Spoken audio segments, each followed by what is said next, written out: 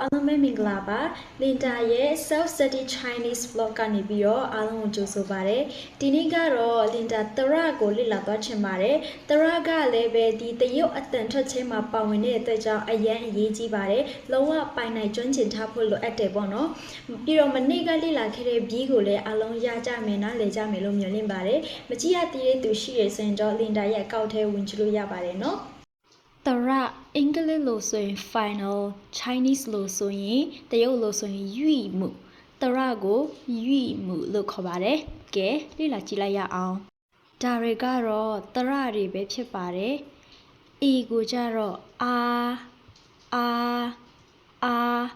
O ကိုအော E ကိုI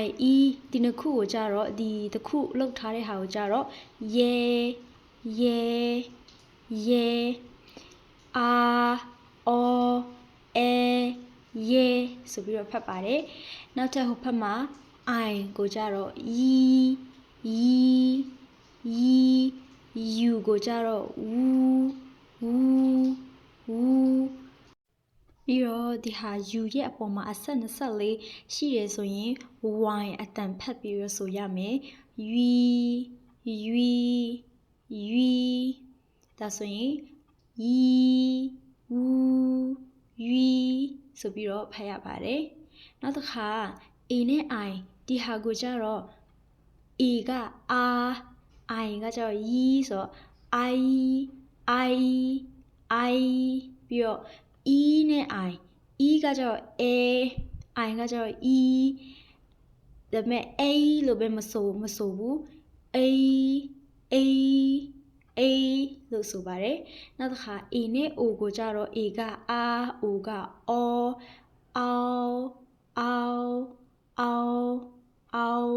နောက်တစ်ခါ O နဲ့ U ကိုကြတော့ O ကအော U ကဝူအိုဆိုပြီးတော့ဖတ်ပါတယ်ဆိုတော့ I အိုပြီးတော့ E နဲ့ N E နဲ့ N ပြီးတော့ ANG လဲပဲဒါပေမဲ့ငါအတန်နဲ့ဆုံးရမယ်ဒါကြောင့်ပြီးတော့ ENG လဲငါအတန်နဲ့ဆုံးရမယ်ONG လဲငါအတန်နဲ့ဆုံးရမယ်ပြီးတော့ ER ကကြတော့သူ့တတ်ပေါ့နော် ER ကနောက်ထပ် I နဲ့ U I ကရီဝူကဝူယူအဲ့လိုမျိုးတော့မဖတ်ဘူးသူ့ရဲ့အထဲမှာအောတလုံးဒီ O အောတလုံးပါတဲ့အတန်နဲ့ဖတ်ရပါတယ်ဒါကြောင့်ယိုနောက်ထပ် U နဲ့ I တဲ့အဲ့လိုမျိုးပဲပေါ့နော် U ကဝူ I ကရီဒါပေမဲ့သူ့ရဲ့အထဲမှာဆိုတဲ့အတန်ပါပြီးတော့ထားရမယ်ဝေးဖြစ်တယ် I နဲ့ N လဲအဲ့ဒီလိုမျိုးပဲ I ကရီ N ကနာအတန်ဒါပေမဲ့သူတို့ရဲ့အထဲမှာဆိုတဲ့အတန်ပါပြီးတော့ထားရမယ်ယင်ဖြစ်တယ်ပြီးတော့ ING လဲအဲ့ဒီလိုမျိုးပဲယင်းပဲဒါပေမဲ့ငါအတန်နဲ့ဆုံးရမယ်ဒါကြောင့်ယင် U နဲ့ N လဲအဲ့ဒီလိုမျိုးပေါ့နော် U ကဝူ N ကနာအတန်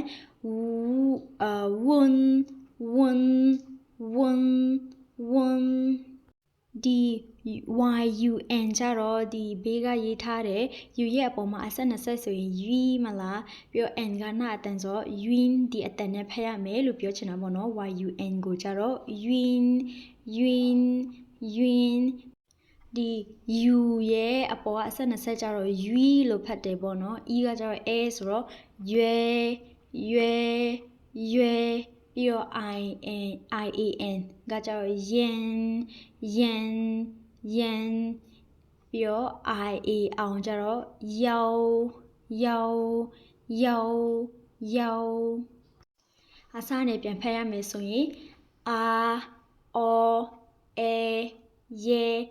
A, O, E, Ye, Yi, Wu, Yui, Yi, Wu, Yui, Yo, I, A, Ow, O, I, A,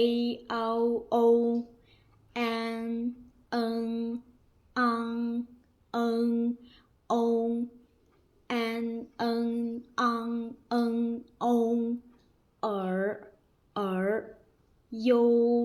yo, wei,